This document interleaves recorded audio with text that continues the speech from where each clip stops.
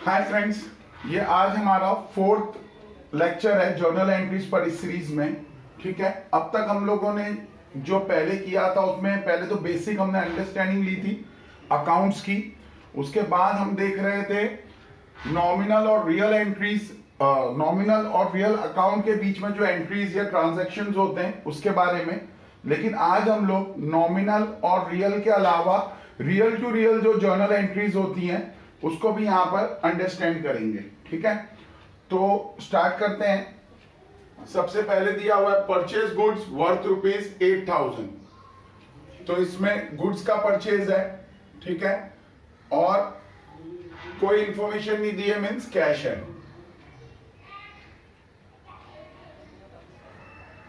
Purchase account एक account है और कैश अकाउंट एक अकाउंट है। परचेज्ड अकाउंट नॉमिनल अकाउंट होता है और कैश अकाउंट रियल अकाउंट होता है।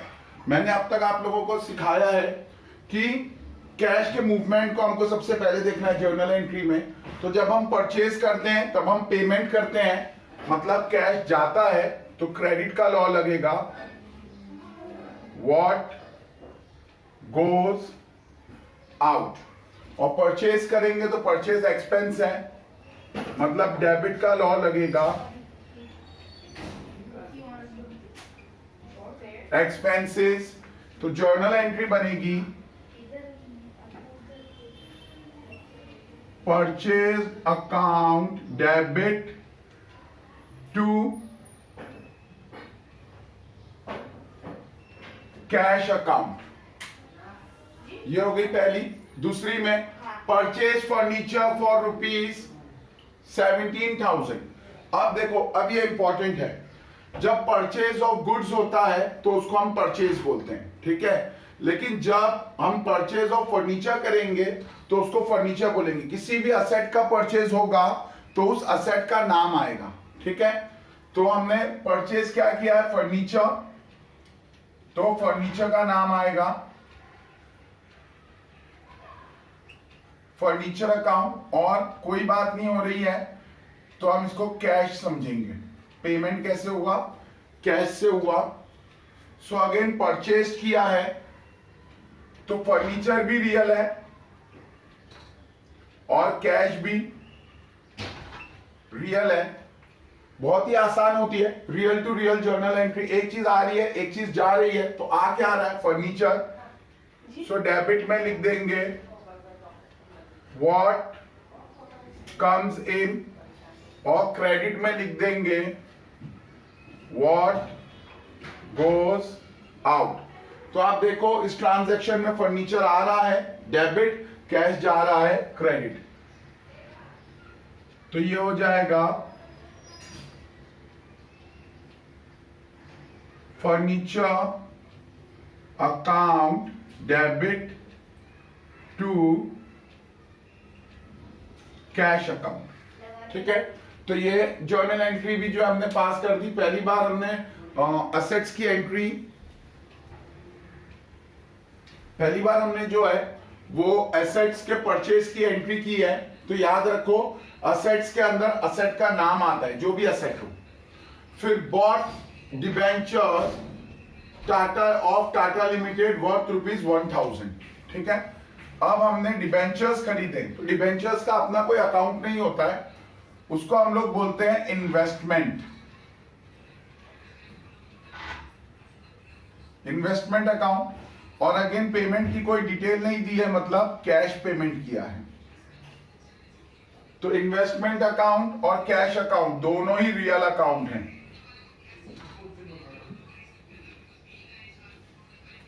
तो अगेन इन्वेस्टमेंट आ रहा है, कैश जा रहा है, तो डेबिट में हम लोग लिखेंगे व्हाट कम्स इन, और क्रेडिट में लिखेंगे व्हाट गोज आउट। सो अभी आप देखो इन्वेस्टमेंट आ रहा है मतलब डेबिट,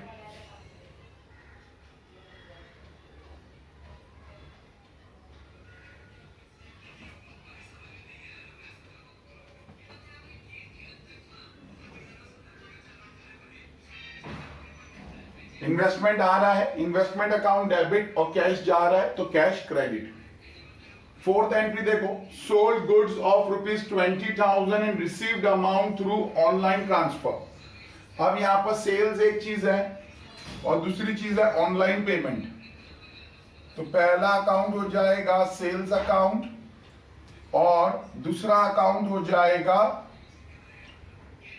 बैंक अकाउंट, क्योंकि जब ऑनलाइन पेमेंट हो रहा है दैट मीन्स थ्रू बैंक हम पेमेंट कर रहे हैं। ठीक है, सॉरी हम पेमेंट कर नहीं रहे, पेमेंट रिसीव्ड कर रहे हैं। सेल्स हुआ है, पेमेंट रिसीव्ड कर रहे हैं। तो सेल्स जो है ये नॉमिनल अकाउंट है और बैंक जो है ये रियल अकाउंट है। तो अगेन सेल्स जो है वो इनकम से रिलेटेड है, तो सेल्स हमेशा क्रेडिट में जाता है, पहले वाले पार्ट में बता दिया था मैंने। और पेमेंट आ रहा है तो रियल का डेबिट का लॉ लगेगा, व्हाट कम्स इन। अब आगे देखो, आप जर्नल एंट्री में डेबिट डालेंगे पहले, यानी bank account debit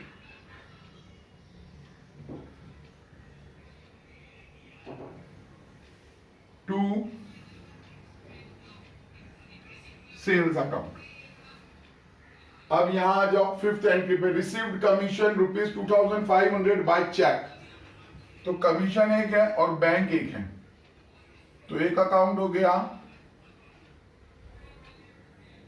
commission account और दूसरा अकाउंट हो गया बैंक अकाउंट। कमीशन नॉमिनल है और बैंक जो है वो रियल है। ठीक है, तो अब यहां पर आप देखो, रिसीव्ड कर रहे हैं कमीशन, मतलब कमीशन हमारी इनकम है तो क्रेडिट में आ जाएगा, इनकम को क्रेडिट में दिखाना होता है। और दूसरा देख लो, बैंक में पेमेंट आ रहा है क्योंकि हम रिसीव कर रहे हैं, तो डेबिट व्हाट कम्स इन। तो डेबिट में बैंक है, एंट्री आ जाएगी bank account debit to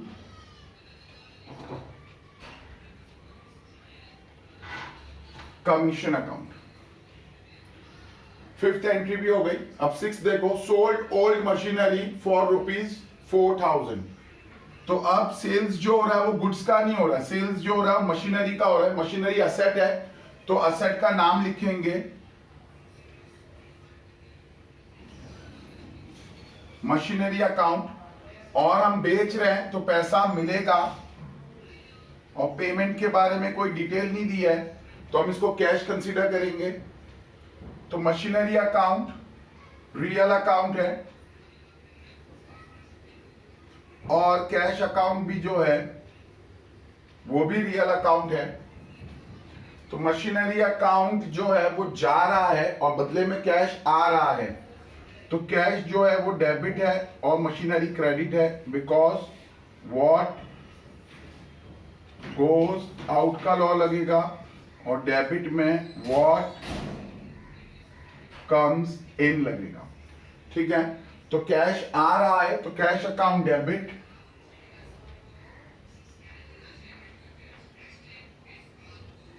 to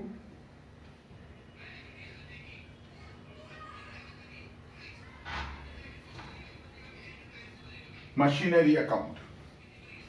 आप सेवेंथ एंट्री देखो, paid insurance premium ₹500। Insurance pay कर रहे हैं, इंश्योरेंस प्रीमियम मतलब ये एक्सपेंस है, तो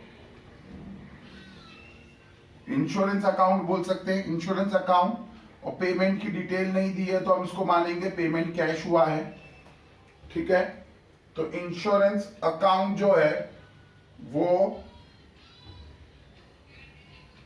नॉमिनल अकाउंट है और कैश जो है वो रियल अकाउंट है। नॉमिनल का लॉ बोलता है डेबिट एक्सपेंस, तो पेमेंट हो रहा है मतलब ये एक्सपेंस है, सो डेबिट में इंश्योरेंस डेबिट में जाएगा क्योंकि वो एक्सपेंस है, और क्योंकि कैश जा रहा है बाहर तो क्रेडिट में डालेंगे व्हाट गोज आउट। तो एंट्री बनेगी इंश्योरेंस अकाउंट डेबिट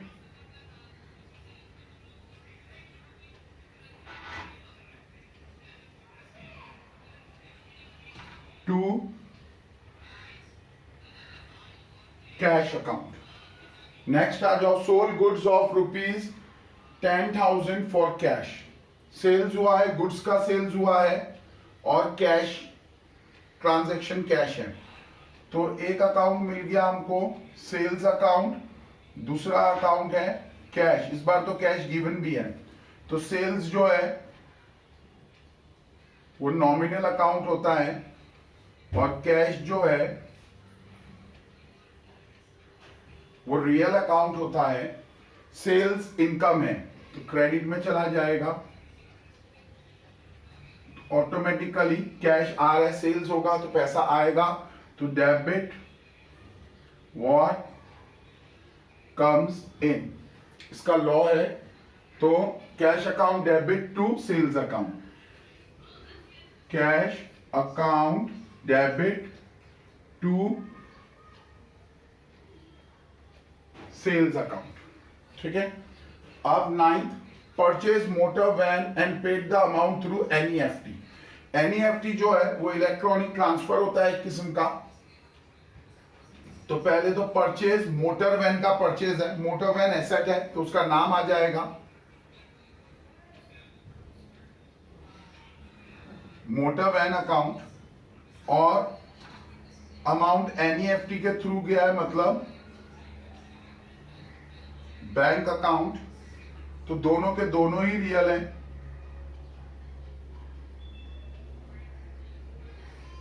तो एक आ रहा है और एक जा रहा है। तो मोटर वैन को परचेज किया है, मोटर वैन डेबिट है क्योंकि वो आ रहा है, और बैंक से पेमेंट जा रहा है तो वो क्रेडिट है। तो डेबिट है means what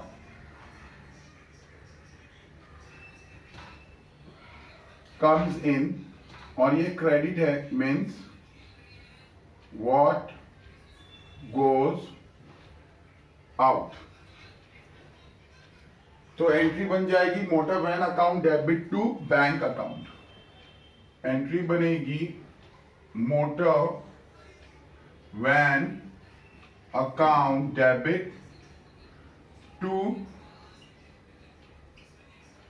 bank account. Last देख लेते हैं, पेड वेजेस ₹1000। तो वेजेस जो है वो एक अकाउंट है, यहां पर बहुत ही रेगुलर अकाउंट है हमारा। Wages, salary, rent, insurance almost हर प्रॉब्लम में ही होते हैं।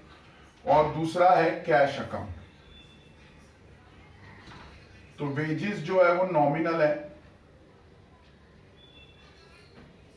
और कैश जो है वो रियल अकाउंट है। Paid wages ₹10,000। तो वेजेस नॉमिनल है और क्योंकि पेमेंट हो रहा है तो डेबिट में जाएगा। वेजेस 100% हमारा एक्सपेंस ही होता है और क्रेडिट में आ जाएगा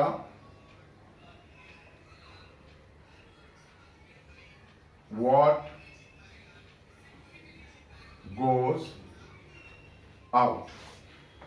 तो एंट्री बनी wages account debit to cash account.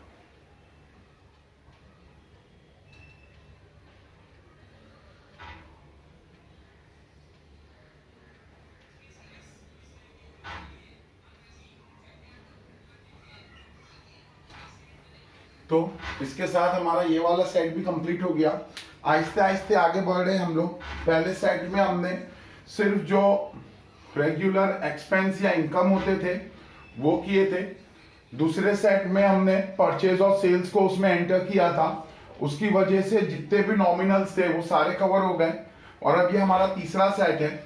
इसके अंदर हमने परचेज ऑफ असेट्स को भी, purchase and sales of assets को भी एंटर किया है। इसकी वजह से रियल टू रियल ट्रांजैक्शन देखने को मिले। यहां देखो दोनों डेबिट और क्रेडिट दोनों रियल हैं। तो ये हो सकता है कि डेबिट और क्रेडिट दोनों ही रियल हों, ठीक है। नॉर्मली डेबिट और क्रेडिट दोनों नॉमिनल 99% नहीं होते हैं, लेकिन बहुत ही रेगुलर बात है कि डेबिट और क्रेडिट जो है वो रियल हो जाए। जैसे हम लोग कोई भी असेट खरीदते हैं तो डेबिट भी रियल होता है और क्रेडिट भी रियल होता है, ठीक है। तो ये आज का सेट था। आज जो चीज हमने सीखी है बेसिकली वो यही सीखी है कि परचेज गुड्स का होता है तो उसको परचेज ही बोलते हैं, और परचेज जब किसी असेट का होता है तो उस असेट का नाम लिखते हैं।